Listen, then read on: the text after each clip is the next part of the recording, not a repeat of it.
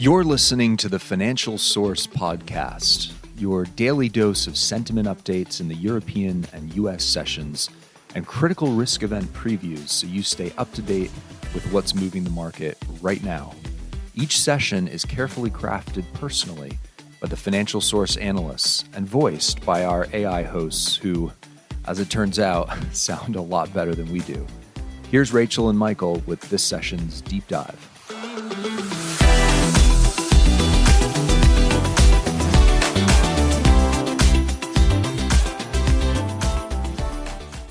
What if you could get sort of a direct line to understanding the most critical global events, the ones really shaping our world right now? Today, we're diving headfirst into, well, a real whirlwind of market shifts, these intricate trade tensions, and some pretty unpredictable geopolitical flashpoints, all sourced from September 16th, 2025. We're looking at a really comprehensive briefing here. It covers basically everything from, subtle currency movements to commodity prices jumping up. And then there's the high-stakes trade talks, the urgent international crises. It's a lot. So our mission in this deep dive, it's simple, really. Cut through all that noise, pull out the important nuggets, the insights, and connect those dots for you so you can grasp not just what happened, but crucially, why it matters so much. Okay, let's unpack this. Yeah, and it's fascinating, isn't it, how truly interconnected all these things are. They might seem separate, disparate events.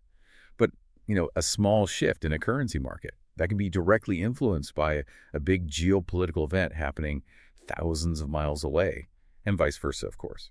So what we'll do today is try to pull back that curtain a bit, show you those links, those ripple effects as we work through today's material. Great. Let's start by taking the global economy's pulse. Money markets first. The U.S. dollar is looking a touch softer this morning. Seems like it's extending that downside we saw yesterday. And why is that? Well, it looks like traders are really bracing for an exceptionally busy period. Lots of data, lots of policy stuff coming up. The big one, of course, is the Federal Open Market Committee, the FOMC meeting that kicks off today. And we're seeing some key players settling into. Governor Cook will be attending. That's after an appeals court blocked her removal. Plus, the Senate just confirmed nominee Miran to the Fed board. Very narrow vote, 48-47. Right, and that narrow vote for Miran, that's more than just a procedural detail. It's actually a critical signal.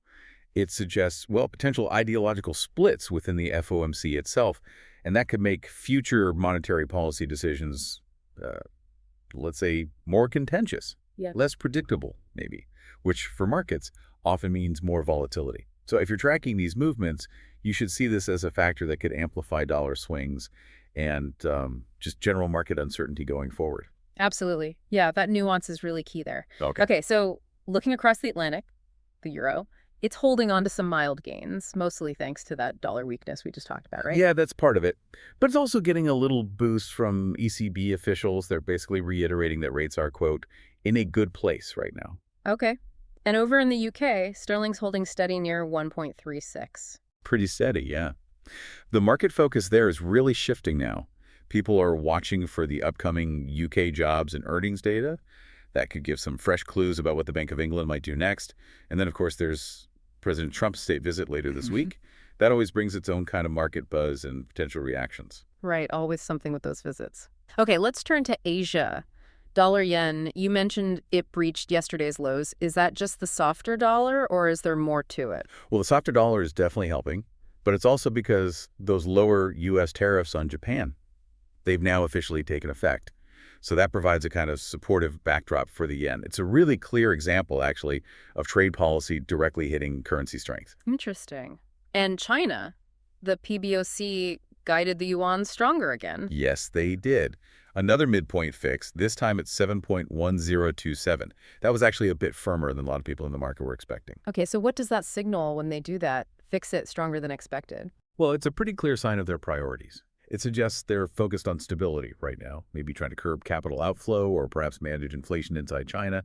They're not really going for a trade advantage with a weaker currency at the moment. And that firmer stance, it can have ripple effects globally, affecting competitiveness for Chinese goods, impacting exporters, importers. Yeah. Meanwhile, the Aussie and Kiwi dollars, the Antipodeans, they're still pretty much range-bound. The Reserve Bank of Australia commented that inflation is near a target. Risks look balanced. So kind of a wait-and-see approach from them. Got it. Okay, let's move on to commodities then. Prices seem to be extending recent gains, crude specifically pushing a bit higher. What's behind that? Yeah, crude's up modestly. The main driver seems to be those continued Ukrainian strikes on Russian oil facilities. That's obviously raised pretty significant concerns about potential supply disruptions. Okay, supply worries driving prices up. But now, here's where it gets really interesting. A bit contradictory, maybe. On the policy front, California, usually known for its green policies, just passed legislation to boost its own oil production, paving the way for thousands of new wells every year. Yeah, that creates a truly fascinating dynamic in the crude market, doesn't it? Yeah. You've got clear geopolitical actions, strikes in Eastern Europe, causing supply concerns globally, and then bam, this major domestic policy shift in the U.S., in California of all places, aiming to actively increase supply. It's more than just mixed signals. It feels like a pretty dramatic pivot for California.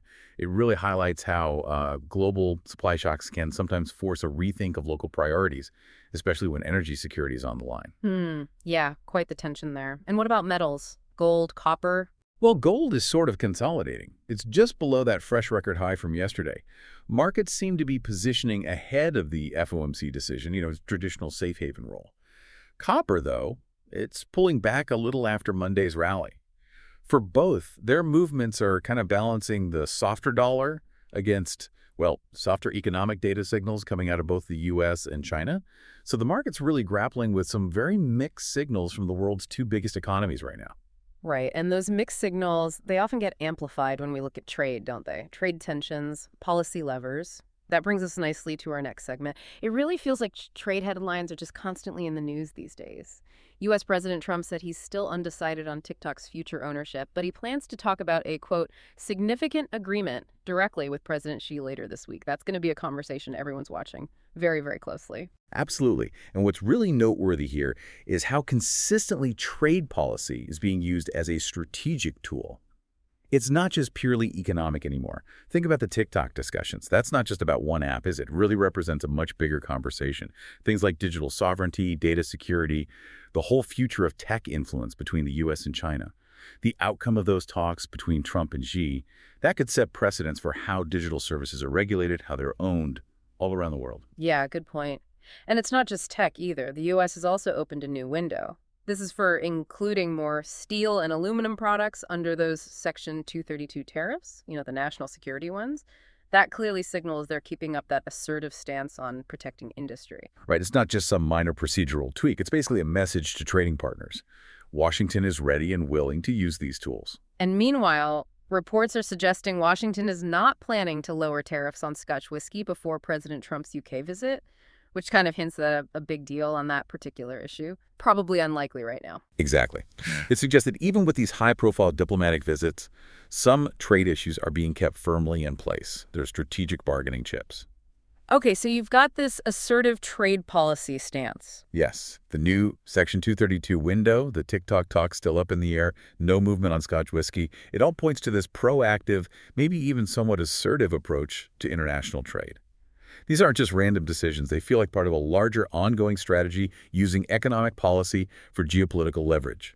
It shows that even when diplomats are meeting, trade is still a powerful tool being used to shape relationships and domestic outcomes, too. So what does all this mean when we turn to the really sharp-end geopolitical flashpoints? Because geopolitics is, once again, front and center. It's dominating headlines, driving urgent action. Tensions are incredibly high in the Middle East after that Israeli strike on Qatar. In response, Gulf leaders held an urgent Joint Defense Council meeting down in Doha, and they're calling for the activation of a collective defense mechanism. That's serious language. The draft communique coming out of that meeting is even floating a review of diplomatic relations with Israel. Yeah, that specific call for collective defense and talking about reviewing diplomatic ties, that is profoundly significant. Historically, moves like that signal a really serious rethink of regional alliances, security setups. The whole paradigm, it really makes you question the effectiveness and maybe the extreme fragility of diplomatic efforts in such a volatile place. You're seeing all these layers of response happening at once, regional calls for defense, intense international mediation. Just shows how one big event can quickly unravel these really delicate diplomatic frameworks and potentially reshape alliances for years. And adding to that whole picture, President Trump denied reports he could have stopped the strike, but didn't. He also urged Hamas to release hostages immediately, warning of severe consequences if they don't. U.S. Secretary of State Rubio is heading to Qatar, hoping to salvage the Gaza mediation efforts. He described the window for a deal as very short. Definitely high stakes. And you see that coordination effort, too.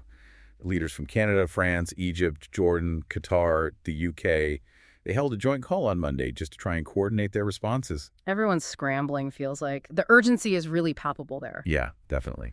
Okay, let's shift focus a bit over to European security. The situation there is also, escalating. The UK announced its RAF Typhoons are going to fly air defense missions over Poland. That's part of NATO's Eastern Sentry mission happening in the next few days. That's a very clear signal, isn't it? Increased vigilance, commitment to regional security under the NATO umbrella. And Poland itself reported neutralizing a drone over government buildings. They also detained 2 Belarusians, so that suggests a really heightened, very real threat perception right on their borders. Absolutely. And look at their response. Warsaw is boosting its cybersecurity budget to a record 1 billion euros this year. Wow, €1 billion. Yeah, and that's after reports of Russian sabotage attempts targeting critical infrastructure, things like hospitals, water systems. So it's not just traditional military defense anymore, is it? It's clearly a multi-front battle now. Exactly. What's really illuminating here is that clear escalation in security measures, but also the strong international coordination happening. Poland's actions, shooting down drones, pouring money into cybersecurity, it just highlights how complex modern conflict is. It goes way beyond tanks and planes now. It's sophisticated cyber warfare, too, which can cripple a nation without firing a shot. So the NATO coordination, that huge investment in cyber defense, it just underlines how vital digital resilience has become for national security today. And further showing that global alignment, Japan said it'll coordinate with its G7 partners on measures to ramp up pressure on Russia, reinforcing that international front. Okay, and elsewhere. The Americas. President Trump announced U.S. forces carried out a second strike against drug cartels, narco-terrorists in the Southcom region. That was on Monday.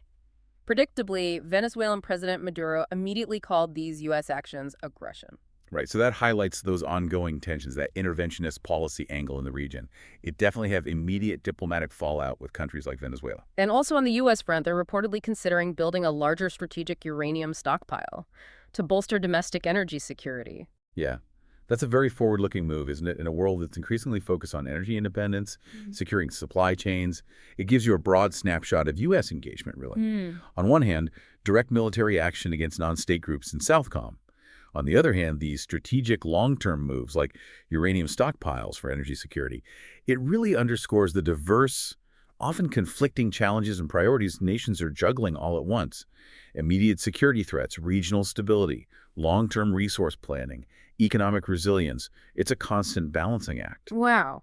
What an extraordinary day, really, of interconnected events. You go from these subtle shifts in currency values influenced by central bank appointments, trade deals changing, all the way to urgent diplomatic efforts in the Middle East, plus these heightened security postures across Europe and the Americas. It's just so clear the world is constantly in motion. And decisions, events in one area have these immediate, profound ripple effects everywhere else. Absolutely. So all eyes now turn to that incoming data, right? That'll set the tone for currencies, for commodities heading into midweek. We've got the UK labor report, US retail sales, industrial production figures, Canadian CPI, and of course that really pivotal FOMC meeting that's just getting underway. Yeah, a lot to watch. And maybe this raises an important question for you, our listener, to think about as you digest all this. As these market forces and these geopolitical forces keep interacting, how do you think these seemingly separate events might actually converge or maybe diverge in unexpected ways over the next few weeks? Could they potentially create entirely new challenges we haven't even thought of? Or maybe unforeseen opportunities? It's definitely something worth mulling over, because understanding those underlying dynamics, that's really key to anticipating what might come next.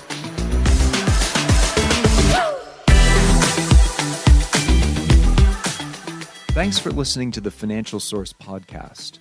If this podcast helped you at all today, would you consider leaving us a review to help spread the word? Each month, we also give away different resources and indicators just to podcast listeners. So write into Financial Source at support@financialsource.co to claim your free gift today. Talk to you all in the next episode.